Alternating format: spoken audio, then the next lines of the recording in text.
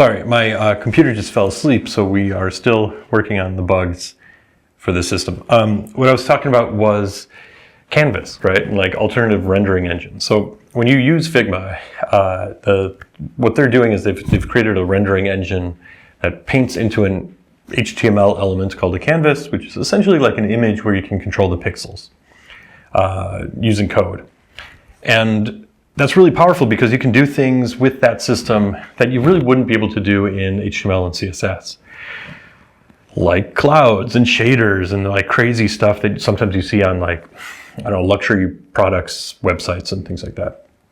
You know, if you go to like AWWW like awards, you'll see a lot of stuff that relies on HTML canvas in order to do things that don't look like the web. They look like something else. Most Canvas most whiteboarding applications and design applications and everything will use this strategy to do like the rendering part of their system, right? There's like the kind of the data, what exists, where is it, all that stuff, and then okay, what do we show to the user? And Canvas is a really, really powerful way of showing stuff to the user. The only problem is that it's not like the web anymore. It's just an image that you're controlling. I mean, I love the web because, you know, you can do like web stuff with it. It's accessibility. It has video. It has so much stuff like built into it. And as cool as Canvas is, it's kind of like you eject from all that system. You're like, no, don't worry about it. I got it from here. And the problem is that you leave a lot behind, right? So for Tldraw, like the canvas, my canvas is not using the HTML canvas element. I'm making like brackets like that means anything, but imagine XML canvas, you know, like one of like, you know, the canvas element. Tldraw does not use that. It just uses like normal divs and SVGs and other browser stuff. Like this is normal HTML. And as a result, like we're able to like, I don't know, like get YouTube videos and put them on the canvas, or allow users to like define you know, whole tables and SQL queries and I don't know, you name it. Anything that you can put on a canvas or on a website, you can put on Tldraw's canvas. Very cool. However, that performance trade-off is real.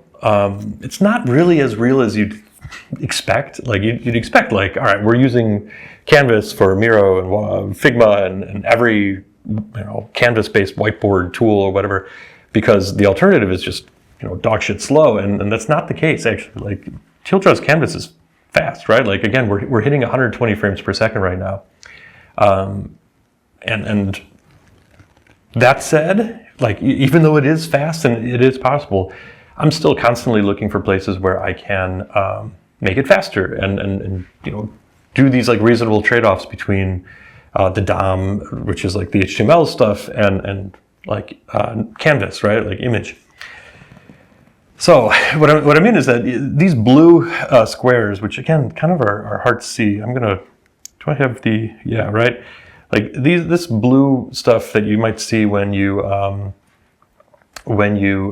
select shapes, you know, like if I zoom out, maybe select everything, you see all those blue lines everywhere. In the past, those were also using SVGs in order to render those what we call indicators.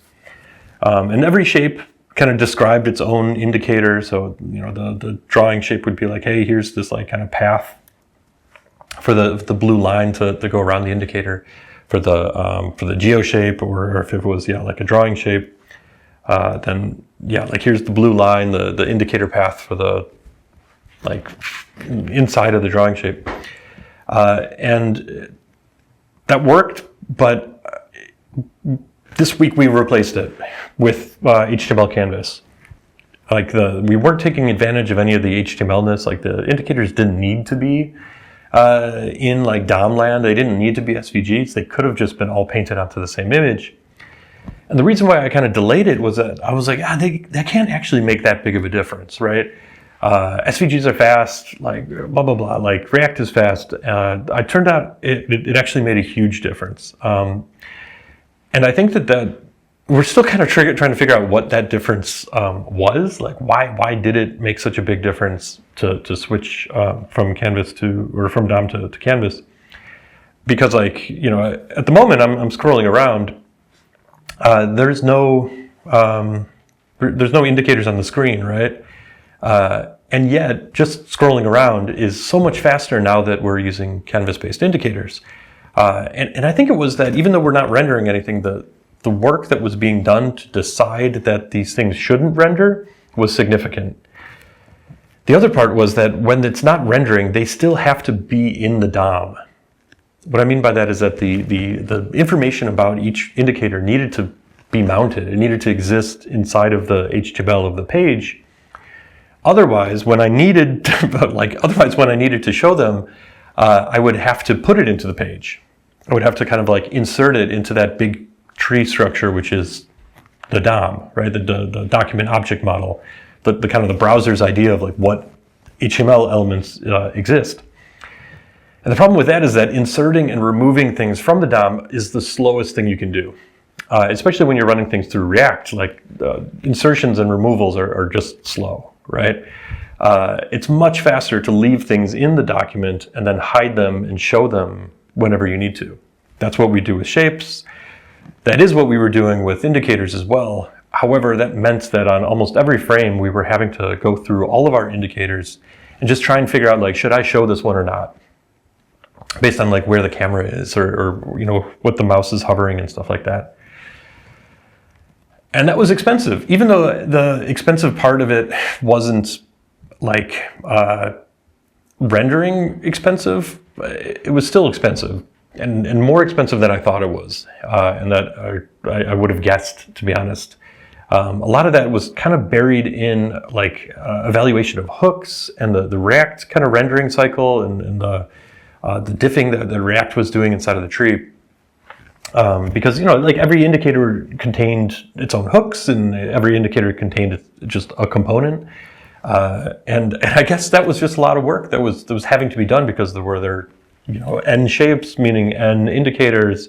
Each indicator may be having like 2 components. It was just work. So the rendering part of the indicators is faster, but also just like the knowing what to render and what not to render.